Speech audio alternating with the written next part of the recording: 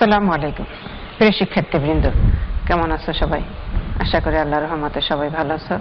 তোমাদের দোয়ায় আমিও অনেক ভালো আছি। আমার পঞ্চম শ্রেণীর শিক্ষার্থীরা, তোমরা কেমন আছো? আশা করি তোমরাও ভালো আছো। প্রিয় শিক্ষার্থী, তোমরা জানো যে সরকার ঘোষণা করেছে যে মার্চ মাসের 30 তারিখে স্কুল খুলবে। কাজেই তোমরা শীঘ্রই প্রতিষ্ঠানে ফিরে আসতে পারবে। আর দূরে থেকে অনলাইনে ক্লাস করতে হবে না। আর যে কয়দিন তোমাদের দূরে থেকে আমরা অনলাইন ক্লাসগুলো করছি, আশা করি ক্লাসগুলোর সাথে তোমরা অবশ্যই সংযুক্ত থাকবে।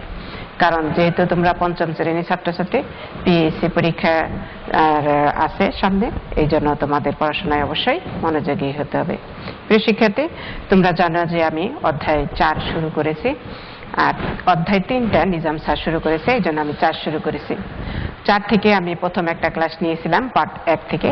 আজকে আমি আলোচনা করব পার্ট 2 নিয়ে। প্রিয় শিক্ষার্থী, আশা করি সবাই আমার সাথে পাঠে অংশগ্রহণ করবে।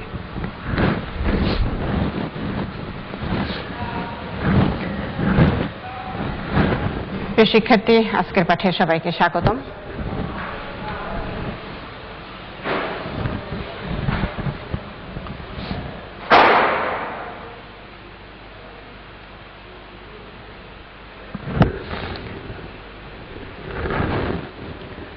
আজকের পাঠ শেষে শিক্ষার্থীরা যেসব বিষয় জানতে পারবে সেগুলো হলো বাংলাদেশের আলু সম্পর্কে বিস্তারিত জানতে পারবে, বাংলাদেশের তৈলবীজ সম্পর্কে জানতে পারবে এবং বাংলাদেশের মশলা সম্পর্কে জানতে পারবে।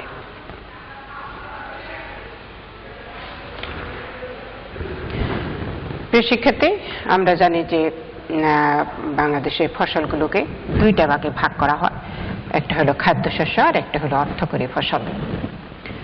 খাদ্যশস্যের মধ্যে অন্তর্ভুক্ত হলো চাল, গম, ডাল, আলু, তেলবীজ এবং মশলা। প্রিয় শিক্ষার্থী, আমি গত ক্লাসে চাল, ডাল এবং গম নিয়ে আলোচনা করেছিলাম। আজকে খাদ্যশস্যের বাকি অংশ আলু, তেলবীজ এবং মশলা নিয়ে আলোচনা করব।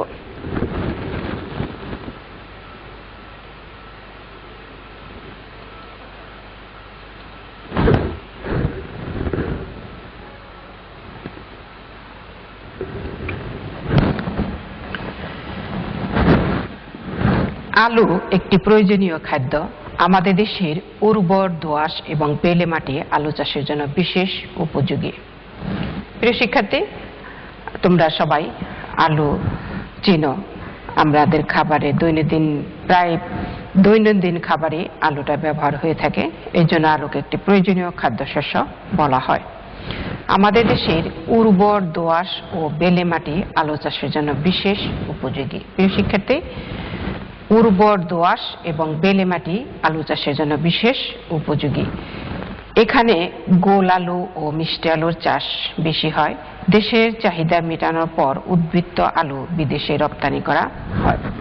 প্রিয় শিক্ষার্থী, আমরা জানলাম যে আলু একটা প্রয়োজনীয় খাদ্যশস্য এবং আমাদের দেশে মাটি যেহেতু উর্বর, এই জন্য আলু চাষের জন্য আমাদের দেশের মাটিটা খুবই উপযোগী।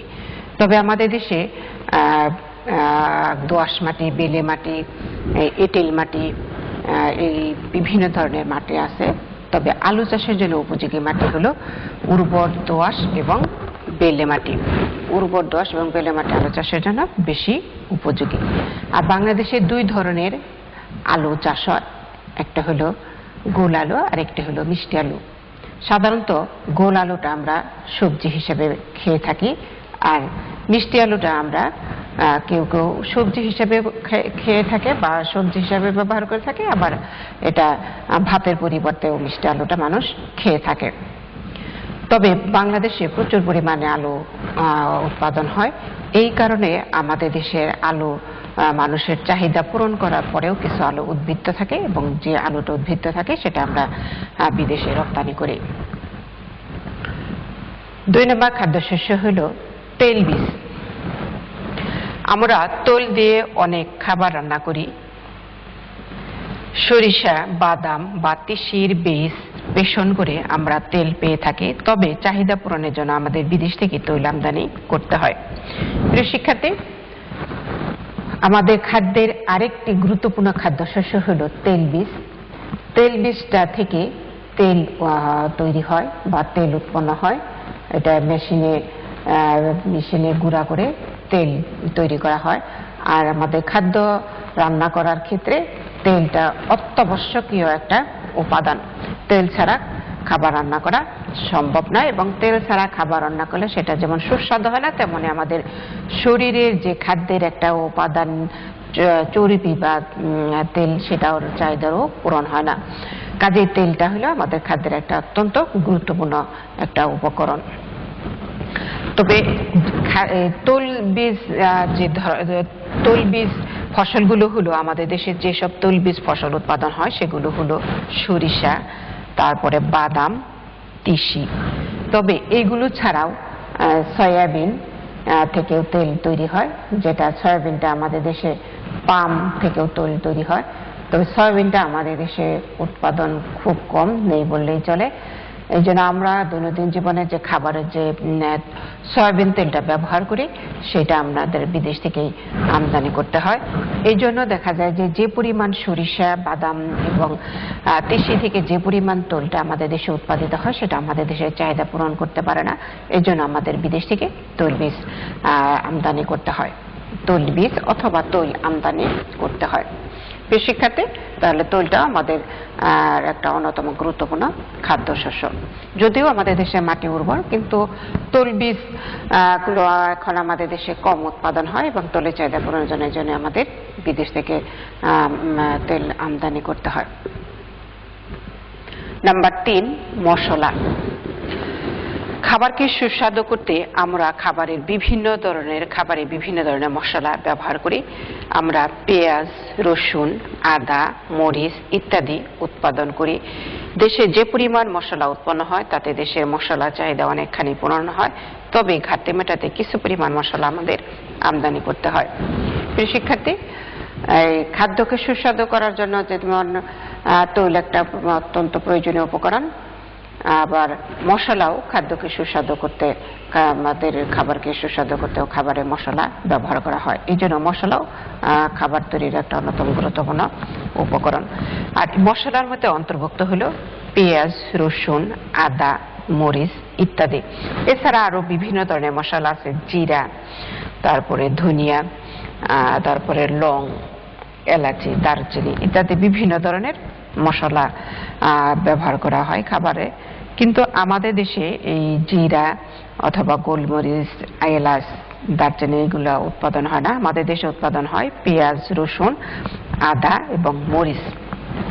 তবে আমাদের দেশে খাবারে যে পরিমাণ মশলা ব্যবহার করা হয় সেই পরিমাণ আমাদের দেশে মশলা উৎপাদন হয় না।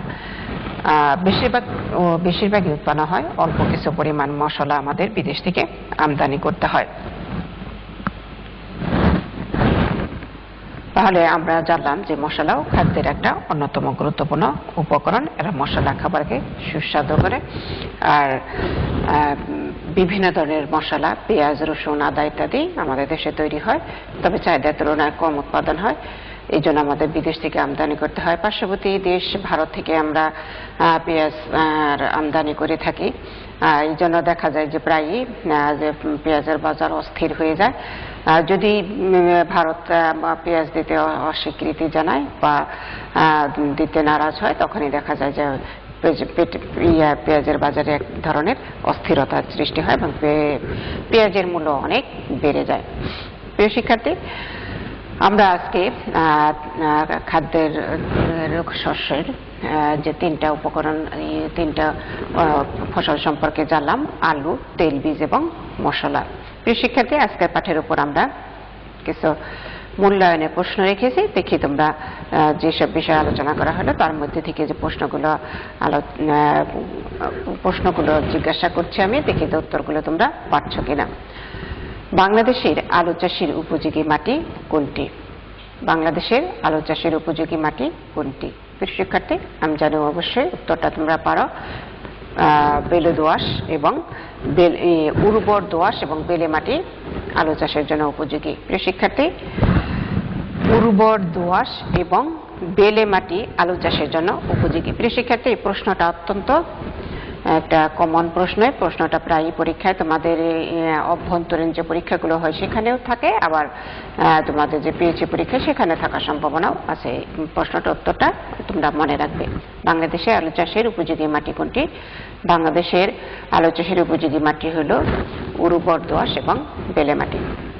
বাংলাদেশের উৎপাদিত আলু কি উদ্বৃত্ত থাকে? প্রিয় শিক্ষার্থী, আমরা জানি যে আলুটা আমাদের দেশে প্রচুর পরিমাণে উৎপাদন হয়, এই জন্য আমাদের দেশের চাহিদা পূরণ করেও কিছু আলু উদ্বৃত্ত থাকে এবং সেই উদ্বৃত্ত আলু আমরা বিদেশে রপ্তানি করে থাকি। তাহলে আমরা কি উত্তর পেলাম? বাংলাদেশের উৎপাদিত আলু উদ্বৃত্ত থাকে? উত্তর হবে হ্যাঁ, বাংলাদেশের উৎপাদিত আলু উদ্বৃত্ত থাকে যা বিদেশে রপ্তানি করা হয়। 3 নম্বর প্রশ্ন হলো খাবারে মশলা ব্যবহার করা হয় কেন? খাবারে মশলা ব্যবহার করা হয় কেন? খাবারকে সুস্বাদু করতে খাবারে মশলা ব্যবহার করা হয়। প্রিয় শিক্ষার্থী, খাবারকে সুস্বাদু করতে খাবারে মশলা ব্যবহার করা হয়। প্রিয় শিক্ষার্থী, আজকের পাঠের উপর তোমাদের হোমওয়ার্ক দেব। হোমওয়ার্ক হলো যে আমি যে পাঠটা পড়ালাম, পাঠ 2, বাংলাদেশের খাদ্যশস্য, আলু, তৈলবীজ এবং মশলা, এই পাঠ পুরোটাই একদম মুখস্থ করে ফেলবে। প্রিয় শিক্ষার্থী, আলু, তৈলবীজ এবং মশলা 3টা বিষয়ই তোমরা অত্যন্ত সুন্দর করে মুখস্থ করে ফেলবে, কারণ এই পড়াগুলো যদি তোমাদের মুখস্থ থাকে তাহলে এখান থেকে যদি শূন্যস্থান থাকে, ছোট প্রশ্ন থাকে, বড় প্রশ্ন, যে প্রশ্নে আসুক না কেন তোমরা উত্তর করতে পারবে। এই জন্য পুরো পাঠটা তোমরা মুখস্থ করবে এবং অবশ্যই মুখস্থ করবে।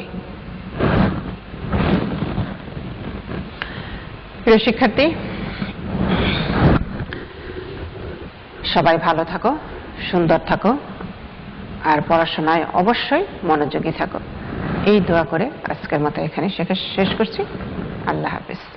সবাইকে অসংখ্য ধন্যবাদ।